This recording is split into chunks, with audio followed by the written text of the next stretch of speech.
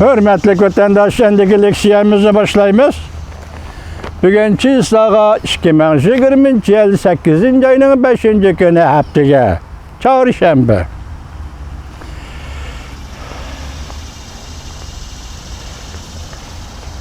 Mavzu mundaq. Devlet İşler Katibi Mike Pompeo Beijing'nin chegara sirtidagilarga qo'lga elish buyrug'i tarqatganligi, Cungo Kompartiyasi zo'magarligining yiroqdagi qo'l uzatganligidir deb ko'rsatdi mavzuli xabar. 8. ayning 5. kuni Amerika ovozining Xitoy tili programmasi e'lon qilindi. Xabar bundoq boshlandi.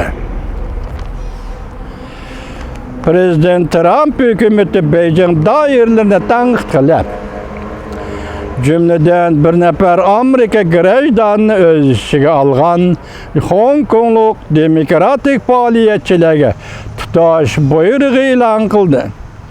Zo'magar davlatning uzun qo'lini chet ellarga uzatganligidir deb ko'rsatdi Davlat ishlar kotibi Mike Pompeo.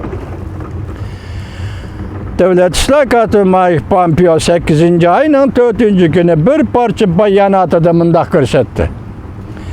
Bu Cungo Kompartiyasining o'zining xalqining erkinlik ideyalarini sig'dira olmaydiganligini va barg'ansiri qo'lini chegara sirtiga uzatayotganligining yana bir dalilidir. Amerika va boshqa erkin davlatlar xalqimizni davomli qo'g'daymiz. Beijingning zo'magarligiga duchor bo'lmaydi, dedi Mike Pompeo, davlat ishlar kotibi. Cungo'ning aloqador matbuoti haftaning 5. kuni xabar qilib mundoq dedi.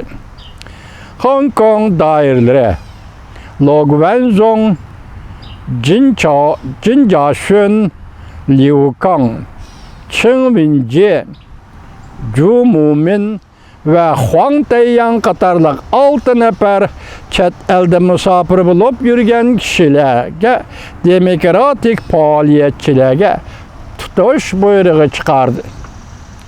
Chunki quturitish, chet el kuchlari bilan til biriktirish degan jinoyatlarga chetishlik davlat bexatarligi tahdid solg'uvchilar deyildi bu 6 nafar kishi. Zhu Mumin Hong Konglik edi. Amerikada 30 yildan beri yashab kelayotgan odam edi. Bu kishi Hong Kong Demokratik komitetining qurg'uvchi va shu komitetning doimiy mudiri edi. Lo Guangzhong qonun chiqarish komitetining sobiq a'zosi edi. Hong Kong Millat irodasi partiyasining raisi edi. Jin Jiashun Hong Kong Mustaqilchilar ittifoqining qurg'uvchi kishi edi. O'tgan yili 6. oyda qonunsiz yig'ilish jinoyati o'tkazdi degan jinoyat bilan qo'lga olingan, keyin kapolatga qo'yib berilgan. Liu Kang bu kishini Beijing Hong Kong mustaqilligi tashkiloti o'quvchilar harakatining a'zosi deb qaraydi. Chen Wenjie Angliyaning Hong Kongda turishliq konsulxonasining sobiq xizmatchisi edi.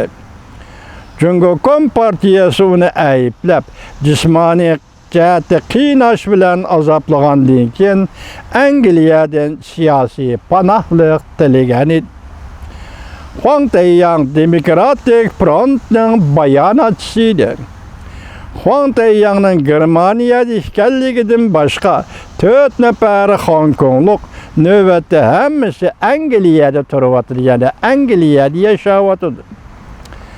Amerikada davlat majlisi a'zolari Beijingning bularni tutish buyrug'i e'lon qilganligini qattiq aybladi. Avom palata a'zosi Eliot Engel, senator Robert Menendez birlashma bayonot e'lon qilib mundoq ko'rsatdi. Bu harakat Cungo'ning mas'uliyatchan davlat bo'lishiga nuqson yetkazdi dedi. Vaziyet isiniz de hürmetlik vatandaş, ötken yılı moşu aylada, moşu küllerde biz sizlerge her günü digidek Hong Kong'da götürülgen namayişinin dağdığısı ve dağdığılık namayişinin ceryanına sizlerge liksiya kılıp sözlep geldik vatandaşlarım. Endilikte bir yıl vakit ötkendin kiyinki moşu günde hazır sizlerge nemi liksiya sözüldük vatandaşım. Bu kişiler birbirlep kolga eliniş aldırı turdu.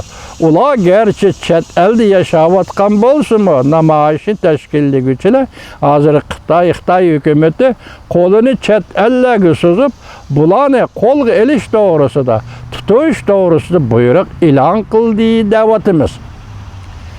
Vaziyetden bir yıldan biriki özgürüşü yani şunun ibaret. Mesela Hong Kong'a münasebetlik vaziyetinin özgürüşü yani şunun münasebet.